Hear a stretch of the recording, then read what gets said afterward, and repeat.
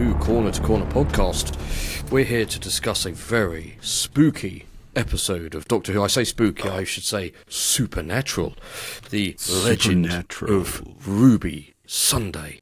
Does that sound suitably dramatic enough? Does it match the level of the episode? Yeah, it did. Yeah, it was very did good. It? Good. Well, I think you should be awarded many plaudits for your efforts there, my friend. On that note, RTD can take a break.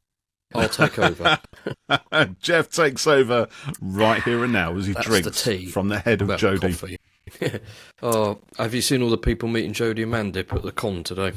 Mate, I have stayed off social media the entire day. I've barely picked up my phone. Every time I picked it up, and I usually just have a little look on Instagram, Twitter, or whatever. And it's like, no, drop it. I don't want to see anything. Because obviously this stuff comes out now at midnight last night, right? Which is crazy.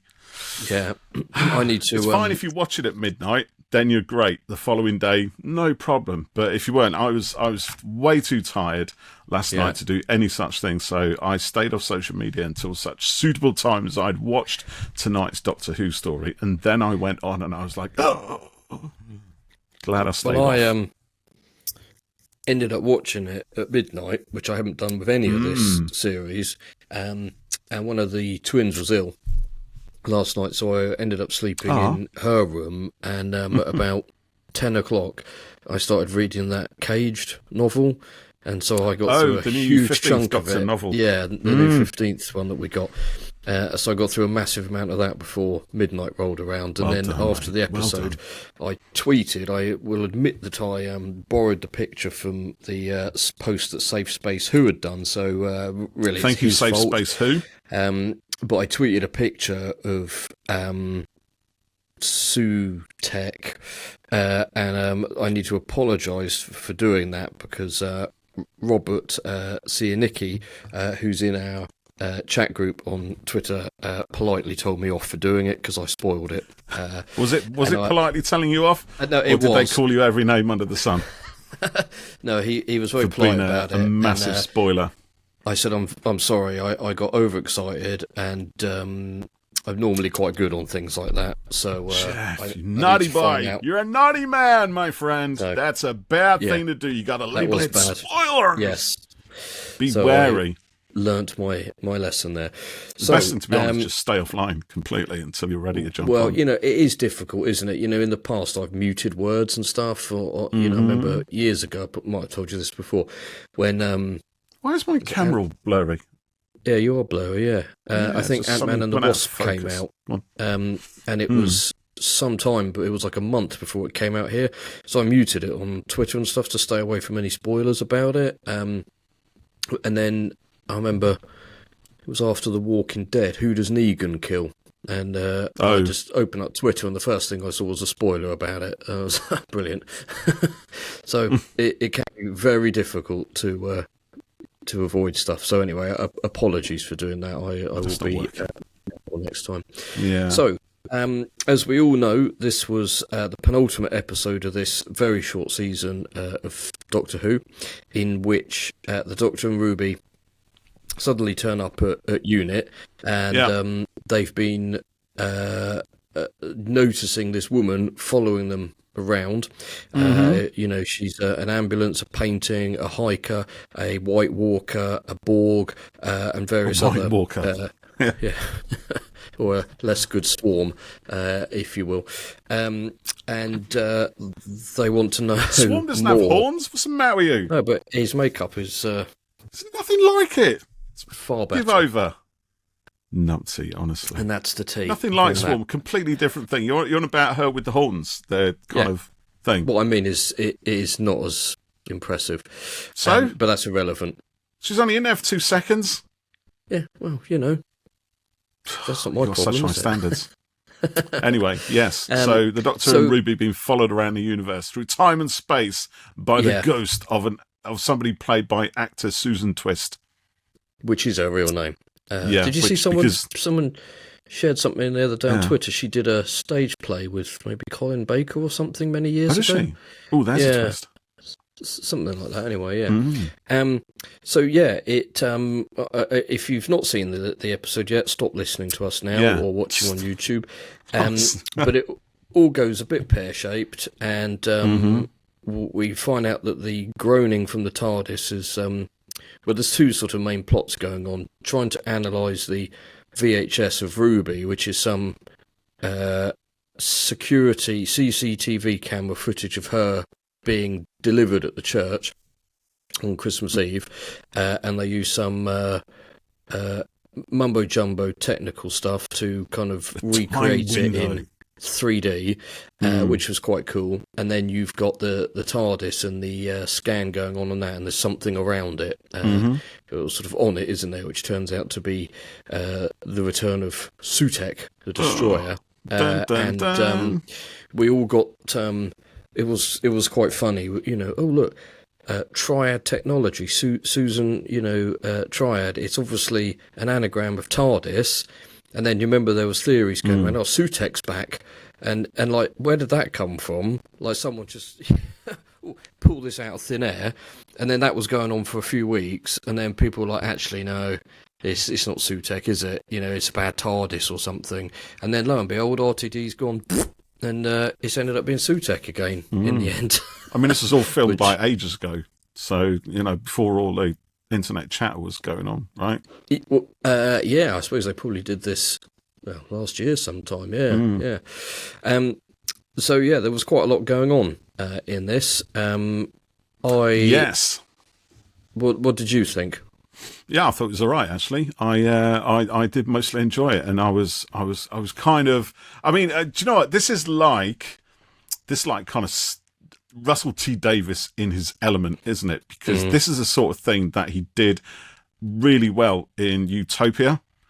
If you remember that, it was all like so until the last 15 minutes. Yeah. And then it all kind of builds up and everyone is on the edge of their seats going, oh my gosh, what is that? It's the monster! Yeah.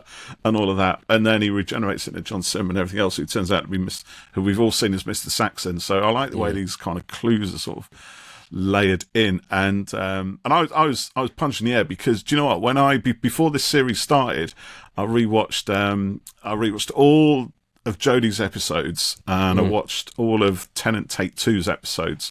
And when it got to the end of, and I was tweeting my thoughts on each one as I was going, and I got to Wild Blue Yonder, and I put a photograph of that dead pilot, that big ship, and I said, wouldn't it be great, in my head, this is, I can't remember exactly what tweets I'm paraphrasing, but in my head, wouldn't it be great if this was one of the Assyrians, i.e. Horus, SUTEKH, one of those guys. And you know what? It probably was, mate. Oh yeah. So the clues are there. If that's the case, right? Then it was way back then. And I think that was probably the first episode we'd heard that weird TARDIS groaning. It was, I think, complaint sound. And obviously the TARDIS buggered off because the hostile action displacement system had kind of kicked in because it sensed that something was going wrong. And then. Nice. I love the idea of something evil, like an evil cloud presence or something, surrounding the TARDIS that is kind of beyond our field of vision. Now, obviously, this has been with the Doctor at least probably since then, because that was the episode as well in which everything seemed to cross the line, wasn't it? When the Doctor laid down that line of salt and was really kind of worried that actually, in unknown weird science way, shit could happen, spooky, weird stuff. Now he let stuff into the universe. Stuff was at the end of the universe for a reason, looking in, and he might have possibly let in all these forces. And then as a result of that, we get all kinds of weird stuff going on. A lot of, we get. I mean, there's a point in this episode where they're all kind of reeled off, aren't they? Maestro, that was great as well. Damara was name checked from Snake Dance and Kinder. I love that.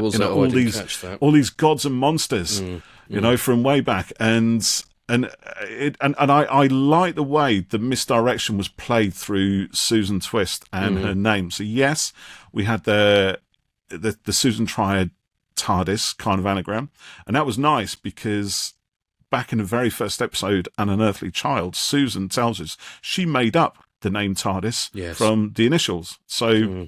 So there's a thing there, and I just wonder if there's more story between the Doctor and his granddaughter to be told. Someone to sort of pick that up. And yeah, it was interesting. But I kind of hope they don't, because then once they do, it's kind of set in stone. Then, isn't it? Whereas at the moment, it's kind of we don't really know what the relationship is between the Doctor and Susan, his granddaughter.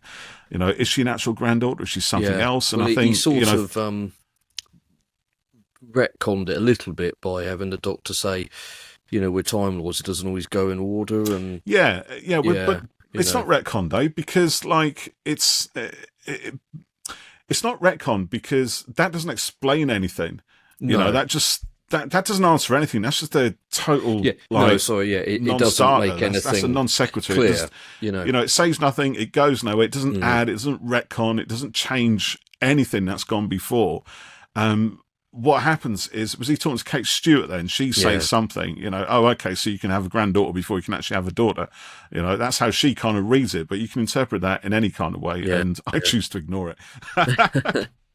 It makes it vague enough that, But I like that play. So, and I think you mentioned, because I hadn't seen them, but apparently there was a whole bunch of rumours about Susan, his granddaughter, coming back, and you just wonder, was Russell T Davies kind of playing the rumour mill, from way back when, almost controlling the the internet chatter in some way, maybe releasing little bits of information, seeing what goes online, seeing what fuels he can add to the fire and fan. Maybe he set those fans in motion a little while ago. And you're right, it goes through that, doesn't it? So we learned that it's not Susan, his granddaughter at all, but he didn't recognise her. She didn't recognise him. There's a thing Time Lords have, I think, referencing a couple of stories from way back, where despite their regeneration, they still recognise each other. Yes. The Doctor and the Master always recognise each other, regardless of what incarnation they're in, with what they look like. And whenever the Doctor's been back to Gallifrey, certainly in the old series, Barusa, for example, the Doctor's old teacher from the Academy and Lord President, they recognise each other. So there's a thing that Time Lords have where they can do this, and there was no recognition at all between Susan Twist, or Susan Triad, and the Doctor at all. So that was quite nice. And then with the old rearrange of the letters, and I got it just before it came in. I said to Freya, SUTEKH, technology, SUTEKH, it's SUTEKH, it has to be. Because again, it was prepping, like I was saying a minute ago, and back to my thread there, they were reeling off all these gods, and I said to Freya, it's like, Triad, that's like 3. And just at that point, the voice reeled off like 3 different names. I forget what they, all these elemental forces that either the Doctor had met or was yet to meet, or probably had met in an unseen adventure, probably to be filled in by Big Finish or a couple of books or something like that. So I did like that, and it was real just at the right time. Just after literally a second after I just kind of worked it out myself. So I love it when that happens. So that was great. I think that's kind of back to the days of when Doctor Who makes you jump off the sofa and punch the air and go, yeah, this is good. It makes you feel like you're sort of 10 years old again. I love it when that happens. I thought it was a really good episode. Definitely the best of the series for me. Do you think? Absolutely. Yeah. I thought that it built up really nicely, towards that end, and then it started to turn quite, kind of creepy, and there was a real sort of sense of danger. And at one point, when SUTEKH, Susan, whatever she was reaching out to the Doctor, I actually thought he was going to be dusted or something, and then that would be, how do they get him back and everything. I bring you SUTEKH's gift of death. Yeah, and the stuff with Ruby, trying to see, the mum's face and stuff, and why was, she pointing at the TARDIS and stuff. It was really quite creepy, I thought, when I sort of felt, Ruby was starting to, become quite unsettled by it all, because this thing that she's known for years is now, there's more to it, So it really kind of, it built up really nicely. towards it all. I thought Kate Stewart was excellent in it. And she was a lot better in this than she had been in a lot of things, I think. Someone had commented she was more, maybe it was Jack Alexander, said she was more like the Big Finish Kate than she'd been previously, and I kind of agree with that, because in the unit audios, there is more to her, and as our pal Joe Ford has said before, she's just the same all the time, on the show, but they did sort of, give her a bit more here, and brought in a bit more of the personality that the Big Finish stuff has had, so that was nice. So I did really enjoy. I do have a few things that I wasn't super keen on. I thought Harriet Arbinger was awful. Harbinger. The name, yeah. Harriet Arbinger. I saw someone else tweet. What did they say? Other unit employees are called things like bastard and stuff like this. I can't remember exactly what they said, but it was quite funny. So, it's just Mike Hunt, that kind of thing. It was just Harriet Harbinger. Yes, there was also a Sullivan there as well, wasn't there? There was a Sullivan, and I wondered, if that's a distant relative. But I think granddaughter of Harry Sullivan. What happened with the Harriet character, was cool, and that worked all fine. I think they could have just got a Harriet Smith. Do you know what I mean? Do you know it would be more realistic in some ways if her name was Harriet R, like the initial R, and then Binger or something, rather than literally her name is Arbinger. Like, do you know? It's almost like say, well, one of the kind of checks. I mean, presumably, unit do security checks and DBS checks and all sorts of stuff like that. Knows they should also have surname, dodgy surname checks. Your name is Harbinger. If your name relates in any way to an evil entity that has been mentioned throughout time and space, then we are going to raise some questions, and you probably won't get the job. Is that all right, Mr. DeVille? Yeah. Oh, that's absolutely fine. I perfectly understand. Yes, it happens to me more than you might think, Only yesterday I tried to get a store card for John Lewis, and they didn't like it either. Oh well, back to the pub. Come on, Mr. Mephistopheles, off we go. Yeah, I found it here. It was Paul Kirkley on Twitter. H. Arbinger, Sue Pervillain,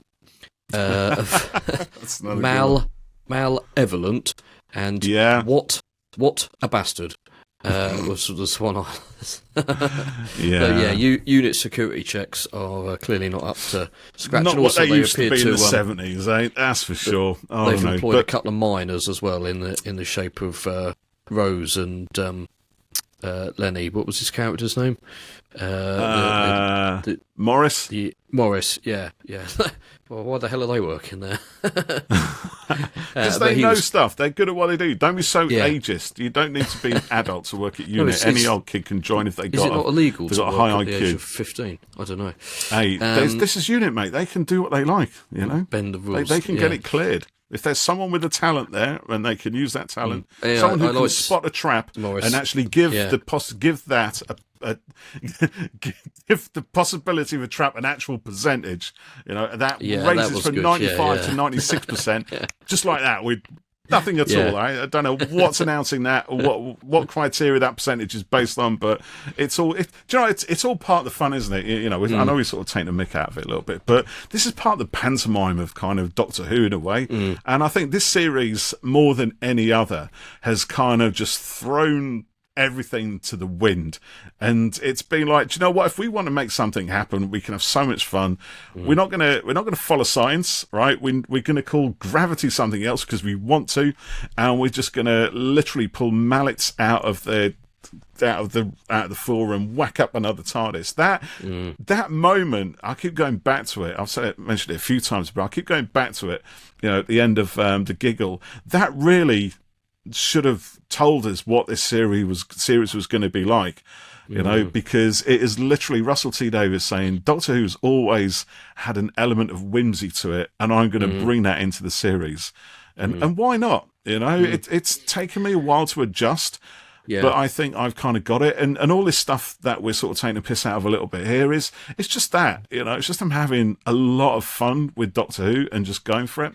But I like that they're able to do that and also raise the tension and the horror and then drop something in that we may or may not have seen, but now it's here. And even if we probably thought it might be SUTEKH or listened to rumours or whatever, the fact that it is brilliant. And the fact they brought Gabriel Wolfe back as well to voice cool, SUTEKH.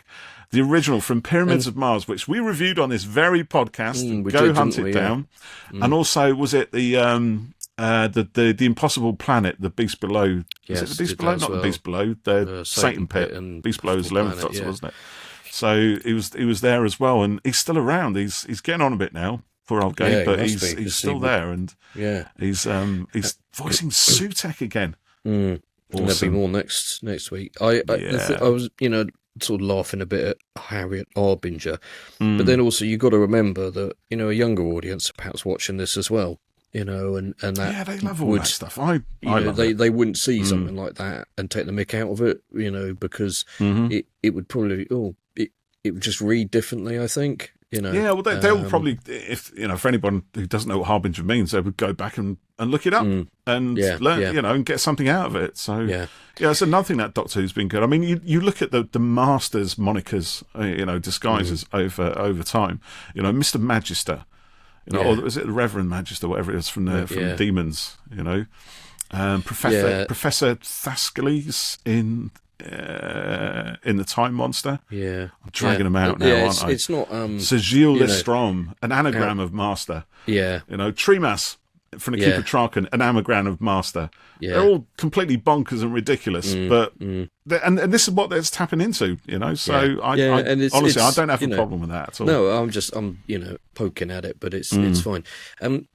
We didn't. I mean, obviously it's two-part, but we didn't really get any answers about Ruby or Susan Twist. There was no explanation. So these are sort of my. Well, I'd say I had three things. You didn't really find out anything more about Ruby, and I suppose I'm hoping that's next episode. Yeah, Freya wasn't a fan of that bit either. Actually, at the end of it, she said, calling it The Legend of Ruby Sunday, and you obviously did dive into, you know, her sort of origin there.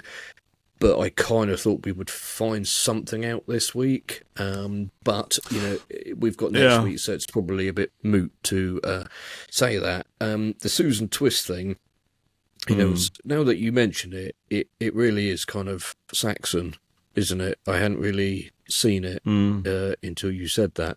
But it's very similar to that. But she seems to just be a pawn in it all. Yeah, that's another thing I quite liked actually as well. Yeah, so in some ways that's a red herring, but it doesn't explain why she was on the ambulance, why she was in the Welsh cliff tops, why she's... SUTEKH having fun with the Doctor, using his agents over time and space. That's not enough for me. Shut up. No, you can't just do all that and then not have any, and then be like, oh yeah, just having a jolly, Doc. So hopefully hold on. Look, so wait. Okay, so we don't know everything yet. You're right. So we may learn stuff in the next episode, right? But we've got a very powerful godlike villain in this, and we've had a few this series. Maestro the Toymaker. They're all very, very powerful entities, and SUTEKH, the bringer of death, you know, literally could snap his fingers and destroy worlds. You know, this is something that is really big, and to be honest, you can kind of throw the book at them, or they can throw the book at physics and everything, really, you know. And I think you're right. I think Susan Triad is definitely a pawn in SUTEKH's game. And this cloud, presumably which is the result of SUTEKH's interference and his kind of, you know, malevolence manifest in some way, has been with the TARDIS at least since Wild Blue Yonder. All I'm saying has been pulled through time and space and everything, and is very powerful.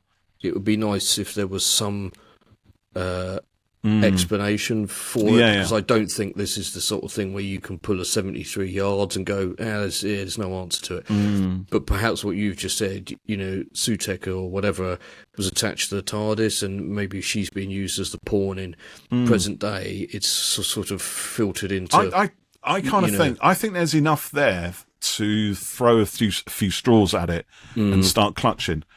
I agree. I don't think it doesn't explain everything, and you do have to kind of reach to maybe join the dots together. But you remember when we spoke to Chris Chibnall, one of the things that he said is he absolutely loves how Doctor Who fans, start making these connections and start joining the dots almost out of nothing. Yeah, which is where the SUTEKH thing came from originally in my understanding, or maybe that promo poster of Shooty and Millie where there's all the swirling colours in the background and people are like, it looks a bit like SUTEKH's the time tunnel from Pyramids of Mars thing, I never thought of that. And maybe it was right. I just thought it was a funky 60s design. Yeah, exactly, yeah. And you're right, I don't always need 100% answer, but I think if you're going to do something as substantial as Susan Twist turning up, or Susan Triad turning up in other adventures, periods, places, whatever, there's got to be some on-screen answer, I think. I think there's another alternative as well, which is something I was thinking about the other day, actually, which is that maybe it's the TARDIS trying to warn the Doctor to give him something to look out for, perhaps. So it's either, I think, right, SUTEKH having a bit of fun, sort of teasing the Doctor with this face that SUTEKH knows is going to be nagging and getting down into the subconscious, so that come the payoff, or it's going to drive the events that we just watched in this episode, right? The Doctor going to unit saying, look, this woman's been following me around, right? Or it's the TARDIS trying to warn him, right? So that he does go to unit and say this woman's been following me around and force SUTEKH to kind of manifest himself. Possibly. So, because you remember the Bad Wolf thing, which I know is another thing that you love, right? The graffiti. So that was the TARDIS trying to kind of just give the Doctor a bit of an indication of something momentous that is going to happen, right? Dropping this kind of graffiti that nobody else can kind of see, but which kind of just layers in the subconscious and then pays off, just when this moment happens. And I think it's a similar, it could be a similar thing. So maybe the face on the ambulance doesn't actually look like anything like Susan Triad at all. Maybe the hiker that Ruby met in 73 yards, actually in reality, right, I say in reality, in the fiction, doesn't look like Susan Triad. But the TARDIS and its whole way of messing with your head is actually imposing that face onto these people, throughout time, because there's no reason that somebody would actually look like that. It has to be some sort of perception filter, right? So either a perception filter created by SUTEKH using the TARDIS, because that's what the TARDIS does. It has a perception filter thing, right? And at least in the modern series it does. Or it's the TARDIS itself trying to break through SUTEKH's enclosure, that unseen quantum thundery storm thing, and try to just warn the Doctor, look, help, something's going on, look out for this face, right? She is an agent of SUTEKH, and when you see her, she's going to try and turn you to dust or something. I like it. I think it's good. I Do you want a tissue? Why? There's a whole lot of fan wank there. Shut up, you tosser. Honestly, what are you talking about? We've turned tables here. I'm not. This isn't fan wank at all. This is just looking at what's in the stories we've just watched. It needs some. There's got to be for me. I'm not pulling anything from anywhere else. I'm literally just looking at all the stuff that has been set up in the last few stories, or probably since Wild Blue Yonder. It doesn't work for me to not give it a reasonable explanation, to have Susan Triad appearing, and then that's the TARDIS warning her, warning the Doctor. But the only way you're going to really know that is by watching Russell talk about it on Unleashed or something. I haven't seen any Unleashed. The last episode of Unleashed I saw was for The Devil's Cord. I haven't seen any since then. it doesn't work for me to, it's like you have a problem accepting the moon being an egg. I don't think it works. I really do, because that's ridiculous. I think this is ridiculous that there's, you've got to explain that. You can't just go, oh, well, it's I don't know. magic, Yeah, I agree. But I think there's enough there that you can kind of make a reasonable stab at it. At the minute, for me, let's see if anything happens next week. Yeah, because preface this with next week it might all be answered. I've liked seeing her throughout, and it has been quite a good sort of semi-visual mystery, and I like that it was all a red herring in the end, and we were sort of being led to believe, partly by our own chatter online, that she was a bad which I never TARDIS, took part of. She was Susan, and then they even fed into it a bit. Is it his granddaughter? Right, and all of this, and then it turns out she's just a normal woman, and that is actually. But she's not though. She's an agent of SUTEKH. Well, yeah, but she didn't realise, did she? She was. Apart from the fact she was having the dreams and stuff. Yeah, she was having the dreams. She's not been using her. She's not the baddie in control. No. So that was quite a nice twist. But yeah, for me, and this, I don't, other people's mileage, as it were, may differ. I want some sort of answer, because it just simply doesn't work for me to be like, oh, the Doctor saw us throughout loads of different places. The end. There's got to be. Let's see what happens next week. This might not be the end of it. It could be the end of it, and there's no more Susan Twist at all. Well, no, she's even got if to have that some happens, sort of resolution to it. I think we're going to disagree on this until the end of time, aren't we? Because I think it's kind of been resolved, and I don't see. I do get where you're coming from. But if anyone's listening, I'd like to know what they think. Let us know. Do let us know. Where do you are you on side Paul or are you on Team Jeff? The other thing that I was slightly not disappointed, but I've realised about halfway through this all takes place in 2 rooms. The unit set and the time thing. And then as I was at one point, I thought, oh, is anything else going to happen here? It's just sort of quote unquote a bit cheap, but actually there's a lot going on in those. It was a lot going on, and it worked really well. And kind of to save the money for the finale, which hopefully they've done. Kind of works well, and it shows. Again. You look at Midnight, and all of that stuff happening in one place, and you can do it. You can do a lot in one space. You can, It's all on the story, isn't it? And and it's all in the script. Yeah, the dialogue and the script for this is very fast. It's moving a lot. I think the only bit that kind of grated on me, I think, was the Doctor saying hello to everybody at the start of it. Yeah, that was a whole load of exposition. A load of big hugs and smiles and stuff. Yeah. Like, come on, just get on with it. So that was the only thing that I was kind of getting a little bit irritated by. I was like, come on, get on with the story. And I did think some of the kind of build up stuff with the Susan name and the granddaughter and stuff, I thought it is kind of labouring it a bit, which again is another Russell T Davies thing. He does layer it on piece by piece by piece and spend a good bit of time with each of those pieces. But I think that's fine. It's just his style of just dropping stuff in.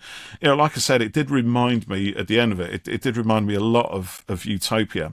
Yeah. But I think this was better done actually than Utopia. In that the layering was done throughout the episode, whereas in Utopia it's literally just the last 15 minutes. The rest of that story's naff, absolutely ball-breakingly naff, but at the end of it, it suddenly comes to life. Yeah. Whereas I thought this had life right from the start. Yeah, you're always asking, okay, so now who is she and what's going on and what about and what about? And you kind of get drawn through these different, like you said, these different misdirections, aren't they, really? So we start thinking, because we'd also had a reference to Shoreditch and the fact that Doctor lived there with his granddaughter Susan back in the Devil's Court. Yeah. So, there's things within the episodes, within the stories of this series, and probably, the 14th Doctor's last couple of stories, that I think give you enough to work it out or to get close to an answer. And whether we get more next week or not, I don't know. We'll find out. For my the couple of things I wasn't too keen on there, it sort of doesn't matter really. The whole thing was so good, and I really enjoyed it, and that kind of unnerving feel towards the end, I really liked it, and that real sense of sort of tension and fear, and it was excellently done. It was really good. I thought all the unnerving stuff. I don't know about you, but that time window sequence I thought was just astonishingly good. I loved. That had me really unsettled. I was quite because sort of concerned what you were going to say. This thing about, could they interact with it or couldn't they? You know what I mean? Was it just a sort of hologram? Or was it actually, it was not clear. The way it was done, it was so. It was so kind of visceral in some ways, and I liked the character work between there as well, because the Doctor insisted that neither he nor Ruby move, especially Ruby. She does not move. She doesn't run after this image of her mum or move or anything. And he's literally holding her, right? He's making sure that she cannot move, and that's destroying her totally. She wants to reach out and touch this figure of her mum, because for an adoptee to be, obviously it's high fiction, but to be put in that situation where an answer is literally within arm's reach. Arm's reach, and she can't. It's quite powerful stuff. But also, he let the other guy, the unit soldier, move around. And actually pushed him to do that as well. Yeah. So if he can't move and Ruby shouldn't move. But, then really the unit soldier, I forget his name now, he shouldn't move as well. Probably pronounce it. I'd kept calling him, what was I calling him? Chorizo or something. I don't know. But he saw something going on in the background, didn't he? And he went to have a look, and Kate Stewart's like, "Don't you dare, don't move." And that's what I like about her as well, because on her face she was getting really angry at the Doctor, because the Doctor was saying, "Have a look, just to see what's there."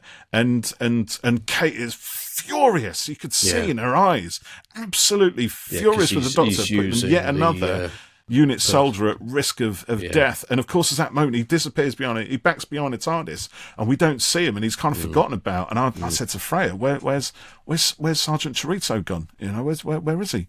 And she's like, "Hey, he's not there." And then it comes back, "Well, where is he?" And and then it's dusted. Yeah, and that voice, "Where are you?" "I'm in hell." Yeah, it's just chilling stuff. And then the malevolence comes out, and you think, "Oh my God, what is it?" Some kind of Thulic figure from Edgar Allan Poe's Nightmares or something. I loved it. I honestly, that whole sequence of the time window, it was great. That was Doctor Who really dialed up to 11. Yeah. So we've got a couple of audio. We've got a few. We've got loads. Yeah. We actually Who should we start with?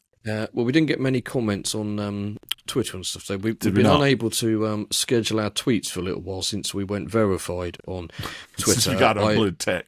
I planned them, it's Elon doing his. Well, it's annoying because you paid for it, and then you schedule your tweet. This episode is out now, whatever, then just vanishes. So that's not helped. Kind of the get world is against comments us, in. mate. So this is from James sent us a voice note, didn't he? James James sent us a voice note. Yes. Okay. Let's play that. I won't read his comment. Go on then. Let's start with James. This is what James has to say. Do I need to play? Yes. So I think there are three things that kind of really stood out from this episode. We'll start with the minor niggle. It's okay. So Ruby was found in London. She lives with her adopted mother in London, and yet suddenly she's from Manchester. Not quite sure how that. Oh yeah. The second major gripe is that. Yeah, lovely. Bring back SUTEKH. But SUTEKH wasn't a god, he was just an alien. So it looks like, same as with the Toymaker, RTD is bringing back the name, at least the look in this time, but not the actual same character. But yeah, two-part story, so much longer and much more depth, much more time to develop things. Really, they need to kind of do two-parters to make the stories work. Interesting. So James wasn't a fan. Yeah, that was pretty much what he said on the Twitter group.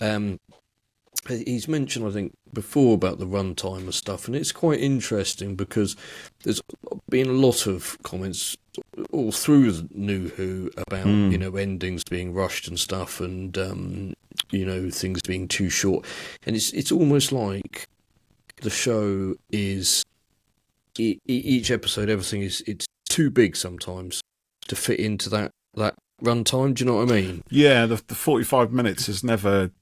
I don't know. I mean, it's like a two-part from the old series, like the King's Demons or Black Orchid or something. But you write to the format when you create a script. So if you're writing a 45-minute script, you make sure it's complete. Yeah, and they do work in that. It's just sometimes you that's maybe why there's shorthands on stuff to we haven't got the time to explain this fully, so we go quick. And it is a bit of a shame that this we just had sort of mostly hour-long episodes in Jodie's run, and it's a shame we haven't had the specials weren't they? Yeah, but most of the normal episodes were sort of 55, weren't they? Yeah, they were running up to sort of 15 plus minutes, but not but I quite wonder an if hour. it was a Disney thing to go back to it, because it's not like it's going out on TV in the old way where they sort of semi-structure it to have an advert break, perhaps. And I think on streaming, it's like you can literally pick your runtime, whatever. That's it. You look at some episodes. Look at Loki. That sort of goes from like 22 minutes to like 30, 40 minutes. Sometimes it varies a lot. And Stranger Things, in series 3, those episodes are like over 90 minutes each, I think. Yeah, which is mad, isn't like it? mini movies. It's crazy. That's interesting, actually, what James was saying about, and this has worried me for quite some time, actually, is that Ruby being, pretty much brought up in London by, a London mum, and yet she's got a Manchester accent, and, comes out with Tameside and all that sort of thing. In this one, but she's always had a Manchester accent in this series. So I don't know, really. I don't know if there's any real answer to it. Obviously, Millie Gibson's, she's from up north somewhere, isn't she? So that's obviously why she's got that accent. But she's never tried to hide it. She's never tried to talk London or anything like that. So it's always been there. So maybe that's always going to be a thing. Perhaps some unknown, or maybe she just spent time at school there, or maybe after she was adopted, they moved up to Manchester, stayed there till she was 13 or 14 and moved back down to London. I don't know. But, it is one of those bugbears. But I'm prepared just checking Facebook quickly to see if we had any comments in there. But would you like to run... Oh, we did. Good. Would you like to run another audio clip? Yes, I'm working my way up here. So let's do Ian and see what Ian Banks has to say about... Oops, I'm going to press pause, but here's play again. Hey, chaps. Ian here. Really enjoyed that episode. There was a lot of build-up, but most of it did seem to be there for the cliffhanger rather than for the story. But it's still great. I love the reveal of the unit personnel and the relationships that they've got with the Doctor, but there's also a lot of continuity for a casual viewer to deal with in there as well. I didn't particularly like the setup of Ruby as one of the most important people in the universe again. And if UNIT are using their expensive, potentially highly explosive equipment in the middle of a major city to use as a temporal holodeck to find out who dumped a baby in London somewhere about 20 years ago, then I, as a potential ratepayer, could be worried. A little bit concerned about that. And in regards to the temporal holodeck, Carla said it was Dickensian, but with snow, lamppost and Christmas, I was thinking it was more Narnia than anything else. Yeah. Good point. Having said that, I loved the reveal of SUTEKH, despite it looking a little cartoony in HD on my television. I was amazed that they got Gabriel Wolf to do this as well. Frankly, when I heard that voice, I nearly had a nerdgasm. Same. Great character work as well. Mel giving the Doctor a dressing down in the hallway was an absolute treat, despite her versions of the Doctor not doing that before. Loved it. Great episode. See you later. Thanks. I think that would have made that great, as she'd just given him a glass of carrot juice or something like that. And said, come on, Doctor, pull yourself together. You know, that's interesting actually. I like that bit with Mel when the Doctor in a corridor, he sort of punches the wall and stuff. Which we only ever see the Doctor behave like that under Russell T Davies, I think. Yes, possibly Stephen Moffat. I don't know, can't remember now. Yeah, but anyway, maybe, you know, it's not a side of the Doctor that I particularly enjoy seeing. But you know, Mel's there to, like as Ian said, give him a bit of a dressing down, and she did. She did give her Doctor a dressing down on occasion. Oh. You know, she was there for Colin's Doctor, for old Sixie, you know, saying, "Come on, Doctor." I've just sent you a voice note from Perry Lloyd, which has Does that just mean I've come got in. to go into emails? Yes, he's just commented on Facebook to say he sent us one, and so I'll load up my emails now. I'm trying to avoid doing, because I like to keep my bandwidth So whilst you down whine about that, minimum. I'm going to read a comment on Facebook from Maddie Dilly. I posted this not long after watching it, and it describes my thoughts, still reeling from it the following day and about to rewatch. OMG, is it just me, or was that episode out of this world? It's 2 a.m. in the UK. I've watched the episode, I've watched Unleashed, and my heart rate still hasn't returned to normal. I honestly can't remember the last time an episode of a TV show had me on the edge of my seat like that and so excitable. I felt like a kid again. Yay, that's what it's all about. Yeah, absolutely. I'm seeing the finale at the cinema next weekend, and I can't wait. And then... So our pal Didymus Holmes has shared a little cartoon they've made where they've taken some screenshots of the Ninth Doctor in The Unquiet Dead and photoshopped Carvanista in. And there's 4 panels here, and the Ninth Doctor says, that episode had all of RTD's cliches, and Carvanista says, I don't care, loved it. Then it says... Ninth Doctor says, fandom had spoilt the big reveal anyway, and Carvanista says, I don't care, still fun. And then the Ninth Doctor says, RTD still has to nail the finale episode, and then Carvanista turns and gives him, I think, a withering look of concern. So that's sort of their feelings on it. Well, we as of recording this, we haven't seen the finale episode yet, do we? No. But so, like me, maybe for Didymus, the things that they want answered will be answered. Yeah, let's see, or thrown away in some great big supernatural event that basically just clicks the fingers. That's another Russell T Davies thing. Oh, please don't do that, Russell. But he's already done it, so we just haven't seen it yet. Right, okay, let's hear what Morgan, our good friend Morgan, had to say about the episode. I might need to press play again. Here we go. Hello, Paul and Jeff. Hello, Morgan. For the opportunity once again for me to talk about my thoughts on the episode. So, The Legend of Ruby Sunday is a great first part of a finale that leaves so many unanswered questions. For example, who is Ruby? Who is Mrs. Flood? Who is Ruby's mum? Why does it snow around Ruby? Hopefully, these answers will be resolved in The Empire of Death. The reveal of the one who waits was an amazing one, with it being SUTEKH, who I wasn't expecting at all. And I'm very happy that Russell took a leaf out of Chris Chibnall's book and brought back a classic villain. Easily my favourite episode of the series, with Rogue being second to it. So, once again, thank you, Paul and Jeff, for the opportunity for me to say my opinion. Thank you, Morgan. Thanks, You're Morgan. very welcome. I'd just like to say, you don't need to thank us for it. It's there for anyone, and we should thank you really for taking the time. Well, we are thanking you for taking the time to do it, and the same for anyone who's commented and left voice notes and things like that. Definitely. So that's great. I'm glad he enjoyed it. Right, we've got Hugh, I believe, all the way from the land down under. We do. So let's listen to what Hugh has to say. Here we go, Hugh.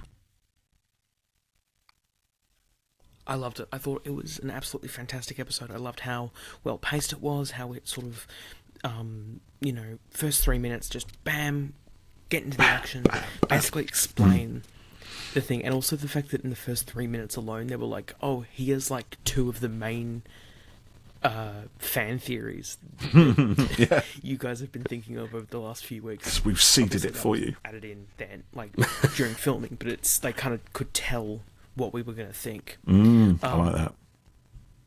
Anyway, and then I my favourite part of the episode, I think, was the personal aspect with the Doctor. Struggling about finding his own family while Ruby searches for hers. He doesn't even know where to start because of the timeless child. So the second that he even has this idea that maybe Susan is out there, he latches onto it, and then it just breaks his heart when he realises that that's not there. And of course Ruby was just one of the standouts of the episode, but also colour. Every single person in that episode was great. I loved Lenny Rush. I loved Bonnie Langford, Jenna Redgrave, Yasmin Finney. And that cliffhanger was bonkers.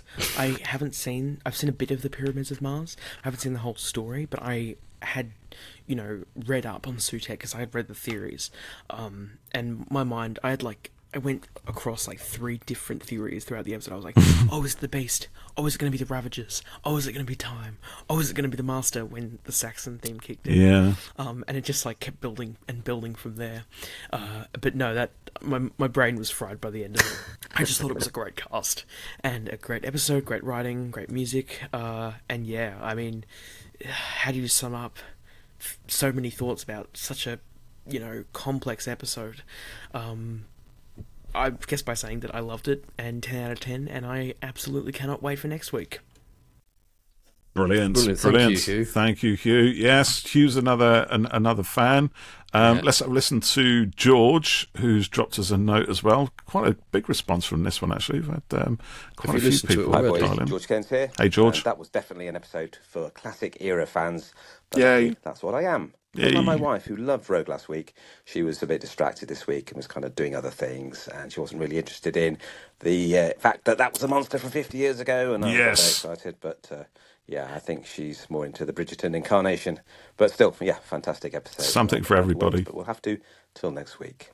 I look forward to hearing your thoughts. Cheers, lads. Bye. Brilliant. Thank you, George. Thank you for that. Thanks, George. I appreciate you sending in another clip. It's so interesting, like you said, your wife wasn't that hot on it this week, but she really liked the Bridgerton stuff, and that's one of the things with Doctor Who, isn't it? It's so wildly different. Yeah. Yeah, so it said something for everyone, wasn't it? Yeah. Rogue was not my cup of tea at all. Yeah. Not my favourite story by a long shot. But other people love that. Yeah. So that's great. Yeah. All right, we've got. I just suddenly thought. I wonder if Chris has sent a voice note. I'm just going to double check. I haven't missed something because Chris sends lovely voice notes to, take the mick out of me. He's always very pleasant to me, Jeff. He is, yeah. Obviously, you've upset him. I'll tell you, while you're doing that, shall we play Perry's voice note, which is the one that arrived in he just commented back on Facebook, and it was... Hello, my name is Perry. I'm from Central Ohio, USA. Hey. I'm a big fan of your podcast and of this season of Doctor Who. I wanted to tell you, my 10-year-old, she's a super big fan of Pyramids of Mars. Yes. So at the end of Legend of Ruby Sunday, she about lost her mind. She was jumping up and down. I love that. Exclaiming, "It's SUTEKH! It's SUTEKH!" She was just so excited, which is, so wonderful to see. So I'm really happy, and I'm looking forward to the second part, Empire of Death. Holy moly. Anyway, thanks so much, guys. Thanks, Perry. Brilliant. Thank you, Perry, for that, and very good to meet you. Jen, do you know what, Jeff? That's what it's all about, my friend. That moment, like I said earlier, of jumping up in the air and punching it and just feeling elated that either it's an old monster coming back, or your favourite companion is back, or just something happens that just gets you in the gut and gets absolutely, you up. It's like, what was that episode with is it Journey's End? Journey's End, the one with all the Daleks and everyone else, right? Which I'm never ever going to be a fan of that story, but so many people love that because of all those reasons. Yeah, and Freya loves it because that was one that she jumped up and punched in the air because Sarah Jane was back and she'd watched all most of the Sarah Jane adventures, and Captain Jack was back and everybody was back, and it was just that moment, and it's just these are the things that people remember, you know, and we can take apart the mechanics of the story, and we will do, and our fans will do, and that's all fine. But at the end of the day, I think, you know, Doctor Who is, and should always just be, you know, having fun, you know, and having those moments. Yeah, it's like I've said before, like, for me, I watch something. In fact, I was talking on my chat group with Graham and Chris and Tom earlier, our Magic Gang, and Chris has ranked and rated every episode, and he's got a very, very detailed process for this: plot, pacing, companion, as in, are they just screaming or do they actually do anything? Various other things. It was very impressive. And I said your usual response rating to this system is: did I enjoy it? Is Jenna in it? Is Jenna in it? Is Jodie in it? And I said it's really that deep. It's as deep as that. But you know, genuinely, if I watch something, and I enjoy it, or, you know, it makes me feel sad or it makes me feel scared or whatever, that's enjoyment in, you know, whatever kind of, you know, form that is, and that's all that really matters. And, you know, you see people online, oh, this was a bad film, this was crap, blah blah blah blah. I just don't care. You know. And my feelings of Legend of Ruby Sunday, my enjoyment of it, far outweigh, you know, something dozy like Harriet Harbinger. I'm picking, that's the thing, isn't it? Yeah, I don't really care. You can nitpick at little things, but it doesn't as long as stop me the from overall enjoying story it still makes you jump for joy in some way, and just gets your enjoyment. Yeah. You know, like I saw people recently. If you watch The Acolyte, the Star Wars show, I haven't watched it yet. No, I'm waiting until it's all on there, until I can binge it. that they're putting out fire in space, and you know, this shouldn't happen. Who cares? You're talking about people can move things with the power of their mind, and you know, like. Do you know? You'd get annoyed about it. The Acolyte is one thing I've muted as well, because, like I said, I'm going to binge it, so I'm waiting until all the eps are up so I can watch it. But just listen to what you said there. I mean, that's ridiculous, because Star Wars has never had any, you know, the way space behaves in Star Wars has about as much relation to the way space behaves in reality as wardrobes have in Narnia. Yeah. You know, it's complete nonsense. I mean, one of the weapons in there was, I mean, for a start, you hear the spaceships, right? Which you would never do in space. No. Yeah. So if you can hear the spaceships, you can have fire. I mean, I haven't seen it, so I don't know what context that is, but it just seems to me like, and this, you know, this is not a dig, but saying, oh, I can't get by the egg being a moon. The moon being an egg. No, that's different. You know, that's totally different. Because yes, it is. Because, right, the moon has never been an egg, right, in Doctor Who. Ever. The moon is the moon, right? And it's a known thing. If it was an alien planet's moon that turned out to be an egg, fine. But it's our moon. It's when the Doctor stole the moon, and then that was replaced. There you go. Now you're just being ridiculous now. You're inventing your own rules. No. To be honest, right, it's whatever we want it to be, really. You know, we invent our own kind of worlds for this stuff to be in. Sometimes you have to justify stuff in, or make stuff work. Yeah, but you can't enjoy... I mean, you know me, I'm always banging on about the science and stuff, and it has to be kind of work within the logic, right? But Star Wars, what I mean by that in a way is it has to work within the logic set up within the fiction. So Star Wars is already, right from the off, as soon as you see a Star Destroyer coming over in the very first film, right, you know, going dum, dum, dum, dum, dum, dum, dum, and there's laser blasts and you hear them, well, that's the call sheet right there. You know, this is our rules now. You know, regardless of what actually happens in reality, you can hear the engines and you can hear the laser blasts in space. That's it, yeah. Yeah. So, you know, from that, you accept it. That's fine. It's like it's like having the wardrobe in Narnia, right? Here's a wardrobe, and it leads to a land of ice and snow where, you know, animals can talk. You know, that's never going to happen in reality. That's not science, but it's fantasy, and it's established that. But those are the rules that work within that fiction. And Doctor Who is slightly different because it tends to change from story to story. Yeah. And this is why I think people like me get really upset when suddenly the moon is an egg. There's no reason Doctor Who can't do that, because it always does that, right? But I cling on to the fact that mostly the science is pretty decent, but it never is. That's the thing. So the one thing that's going to stop me worrying about that, like you said here, is the strength of the story. So this is a story, the Legend of Ruby Sunday, that regardless of any sort of nitpicking niggles and things that you might have, actually you still really enjoyed. The problem I have with Kill the Moon is that I cannot enjoy the story because for me the story is not strong enough, and the whole thing about the moon is just too much for me to take in the context of that particular piece of fiction. I can't do it. And this is why I think with this series, with Russell T Davies saying, you know, we're just going to get a big mallet out the TARDIS and knock out another TARDIS. Like I was saying to you, right, he's saying, look, we're going to break the rules. We are going to have a lot of fun. We're going to have magic realism. We're going to have stuff that can't possibly happen in real life. We're going to have stuff that's never happened in Doctor Who. We're going to break the fourth wall time and time again. We're just going to have a lot of fun, and we're also changing gravity to mavity, which actually annoys the hell out of me. But I'm going with it because Russell has said this is our framework. This is what we're working in now. We are literally just changing everything,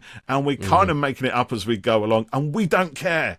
You know, which I think is a brilliant attitude to have when you are writing Doctor Who, because like Andrew Cartmell said in our interview with him and in that Script Doctor book, right, 2 weeks' you time. cannot be beholden to something that somebody wrote 30, 40 years ago. You've got to push on. We've always said this show needs to move on, it needs to evolve, and this is what it's doing. And it's kind of weird. You know, we don't all like it, and I don't like it all. I've had my issues with this, but I don't care. I'm still going with it because I love Doctor Who so much. Well, just got to ask yourself 3 questions. Did I enjoy it? Was Jenna in it? I don't give a toss if Jenna's in it or not. You're mad. So, Kill the Moon, I enjoyed it, and Jenna was in it. Jenna in it. God almighty. Well, on that note, we will be back next week with Empire of Death. And then do you know what? This is the first time I've heard it called that because I didn't know what it was called. I was going to ask you what was it called. So that's it. And then the week after that, we have our interview with Andrew Cartmell. Yay. It's a good one. Do not miss that. No, Do not it's a miss really it. good It's one. amazing. And then after that, we've got a little series of commentary episodes on episodes, including Eve of the Daleks with Joe Ford, Once Upon a Time with producer Pete Levy, and then we're also going to be doing Planet of Evil with Al Dewar. Classic. One for classic fans there. Classic series fans. Yes. I've just seen, just what before we go, another comment quickly on Facebook. Let's see what this says. Hold on. Where is it? Load. Say Kill the Moon is brilliant. Patrick L. Sabio Hunter, maybe the best cliffhanger ending since Village of the Angels. I'm a little shook. This might be a good time for me to finally start watching Classic Who. Yes, absolutely. Yeah, if you haven't watched it, Patrick, depending on where you're based, it's easier than ever with iPlayer and stuff. Maybe the best cliffhanger ending since Village of the Angels? Yeah, probably. Yeah. It's not the best cliffhanger ending ever. That is Village of the Angels. But that's good. I'm just going to comment on here. I don't care. We have just... I quite like this timey-wimey, getting stuff in as we're recording. Just read this out now as we are recording. So look what are you doing? What are you typing on? What are you writing on? See your little face looks full of concentration. In the review episode, I'm just telling Patrick that we've just read out his comment and have discussed it, so look out for it. Look out for in the episode review. So we're going to finish now, so no one else should. Well, do leave your thoughts, but we won't be able to read them out now. So we might read them next week if we have time. Depends what kind of arguments we have next week as well. Actually, this is quite fun. Actually, it's very rare that you and I are on like two sides of the coin with a lot of things. We both enjoyed the episode, but yeah, we've had a little confrontation on here over a few things. That's fun. By regeneration, there you go. But again, it's I think actually, throughout this series, we'll see what happens next week. But I think we kind of represented the fandom's thoughts on this. That sort of weird love and hate relationship that you often have with the program that you enjoy so much. Yeah, this has been the first, time in, a long time where I've not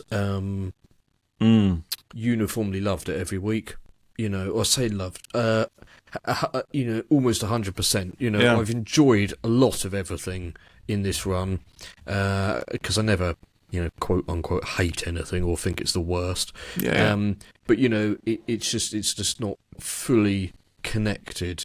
But this one I really did like a lot, and I do have a lot of hope for series 2 of it. That SUTEKH has been present for the whole thing for filming, and I think that will make a big difference to have him. I agree. We've basically not had him in 2 episodes out of 8, which is a bit of a shocker, really. So I think that'll make a big difference in kind of connecting with his Doctor. So anyway, on that note, we'll be back next week. TTFN, the Magic chat group guys want T-shirts that say TTFN on them, and also that's fucking Paradox, which is what I always say when we're playing Magic. And then Chris goes, actually, that's not Paradox, it hasn't worked. Oh, brilliant. You guys, you make me crack up every time. Oh, the Magic tournament started as well. Right, yes, see you all next later. time. Thanks. Bye for now. TTFN. TTFN.